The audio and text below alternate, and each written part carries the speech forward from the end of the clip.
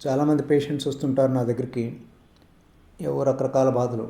వాళ్ళలో చాలామందికి అడుగుతా, ఒక ముఖ్యమైన ఆస్పెక్టు మానసికంగా బాగా లేకపోతే దానివల్ల శారీరక బాధలు వస్తుంటాయి. వీళ్ళలో చాలామందికి సరిగ్గా నిద్ర పట్టదు. ఏమన్నా నిద్ర పడుతుందమ్మా? సరిగ్గా పట్టదు డాక్టర్ గారు, బాగా లేట్ అవుతుంది, మధ్యలో మెలకు వస్తే ఇంకా మళ్ళీ నిద్ర పట్టదండి, ఇలాగా. అట్లాంటి వాళ్ళకి నేను ఒకటి చెప్తుంటా. మహాభారతంలో విదురుడు అనే ఒక మహానుభావుడు ధృతరాష్ట్రుడికి సలహాదారు. ఈయన ధృతరాష్ట్రుడు ఒకరోజు అర్ధరాత్రి పిలిచి విదురుడిని, మంత్రిని పిలిచి, ఓ విదురుడా, నాకు రాత్రిపూట నిద్ర పట్టట్లేదు, ఏంటి కారణం అని. అంటే అప్పుడు చెప్పుకొస్తాడు ఆయన. ఇట్లా అనవసరంగా ఆలోచనలు చేస్తే, ఆలోచనల స్రవంతిలో మునిగిపోతే నిద్ర పట్టదు మహారాజా అని.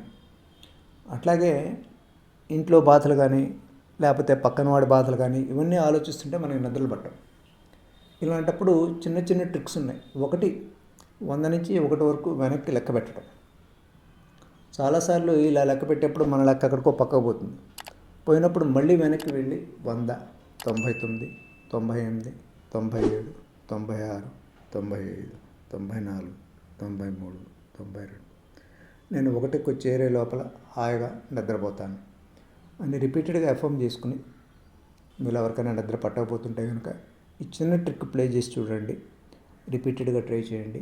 మీకు హాయిగా నిద్రపట్టి మరుసటి రోజు సుఖంగా మీ పనులు చక్కగా చేసుకోగలగవచ్చు. బడలిక లేకుండా ఉంటుంది. All the best.